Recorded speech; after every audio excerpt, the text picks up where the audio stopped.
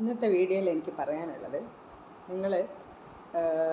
നിങ്ങൾ മക്കൾ പാരൻസിനെ നല്ലോണം സ്നേഹിക്കുക. നിങ്ങളെ കൊണ്ട് പറ്റുന്നത് അത്രയേ ഉള്ളൂ, മനസ്സിലായോ? പെണ്ണായാലും ആണായാലും പെണ്ണുങ്ങൾ കല്യാണം കഴിഞ്ഞ് പോയാൽ പിന്നെ അവർക്ക് പാരൻസിൻ്റെ ആഗ്രഹമൊന്നും നടത്തി കൊടുക്കാൻ ചാൻസ് കിട്ടിയെന്ന് വരില്ല. ജോലിയൊക്കെ ഉണ്ടെങ്കിൽ പറ്റും, എന്നാലും കെട്ടിയവൻ്റെ വീട്ടുകാർ സമ്മതിക്കില്ല എന്നറിയാം. ഇനിയുള്ള കാലത്തൊന്നും അത് നടക്കൂല കേട്ടോ. ഇപ്പോഴത്തെ കാലം വരെയൊക്കെ നടക്കുള്ളൂ, നമ്മുടെ അടുത്തൊന്നും നടക്കുകയൊന്നുമില്ല. പിന്നെ കെട്ടിയവൻ്റെ വീട്ടുകാരെ അനുസരിക്കണം, കെട്ടിയവനനുസരിക്കും, കെട്ടിയവൻ തന്നാലേ കൊടുക്കാൻ പറ്റുള്ളൂ, അങ്ങനെയൊക്കെയാണ്. അപ്പം നിങ്ങൾ എന്ത് ചെയ്യുക, ഈ ഒരു പെണ്ണ് കിട്ടുന്നതിന് മുന്നേയൊക്കെ അമ്മേനെ വിളിച്ചിരുത്തി ചോദിക്കുക, അമ്മയ്ക്ക് എവിടെയും പോകാൻ ആഗ്രഹമുണ്ടോ, അമ്മയ്ക്ക് എന്തെങ്കിലും ആഗ്രഹങ്ങളുണ്ടോ, പിന്നെ അമ്മ ഹാപ്പിയാണോ, അമ്മ എന്തോ ഹാപ്പി അല്ലെങ്കിൽ ചോദിച്ചു നോക്കണം, അമ്മ എന്തുകൊണ്ടാണ് പിന്നെ ഈ ലൈഫിൽ അമ്മ നിന്നത്. അപ്പോൾ പറയും നിങ്ങൾക്ക് വേണ്ടിയിട്ടാണെന്ന് പറയും. അപ്പം ചോദിക്കണം എന്തിനു വേണ്ടി ഞങ്ങൾക്ക് വേണ്ടി ഈ ലൈഫ് സാക്രിഫൈസ് ചെയ്തു. അമ്മയ്ക്ക് ഇതിൽ നിന്നൊക്കെ അവർ പണ്ടുള്ള ആൾക്കാർ അമ്മായിയമ്മ പോരൂ, നാത്തവും പോരൂ എന്ന് വേണ്ട എല്ലാ പീഡനങ്ങളും അനുഭവിച്ചിട്ടായിരിക്കും വന്നേക്കണം, മനസ്സിലായോ?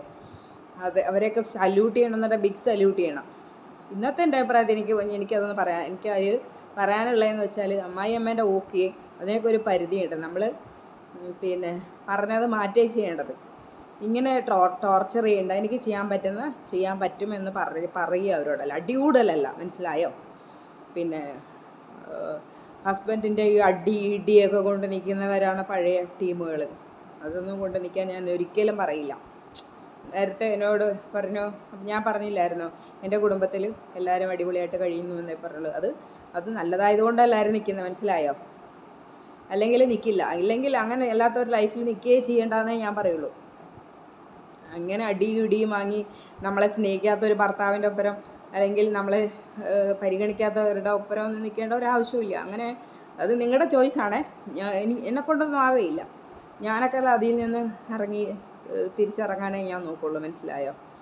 അപ്പം ഞാൻ പറയാൻ വന്നത്, നേരത്തെ അത് പറഞ്ഞപ്പോൾ ഞാൻ എൻ്റെ വീട്ടുകാരെ കുറിച്ച് പറഞ്ഞപ്പം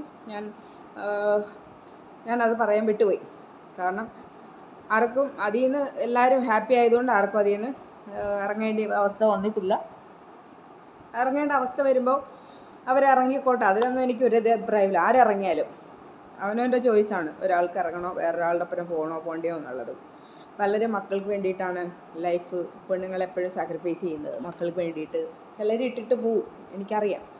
അത് നിങ്ങൾ കാരണം ഹസ്ബൻഡിൻ്റെ അടുത്ത് സേഫാണെന്ന് തീരുമാനിച്ചിട്ടായിരിക്കും അവർ പോകുന്നത്. അത്രയ്ക്ക് അവർ ചിലപ്പോൾ ടോർച്ചറിങ് അനുഭവിക്കുന്നുണ്ടാവാം. ചിലർ പുതിയൊരാളെ കാണുമ്പോൾ അതൊക്കെ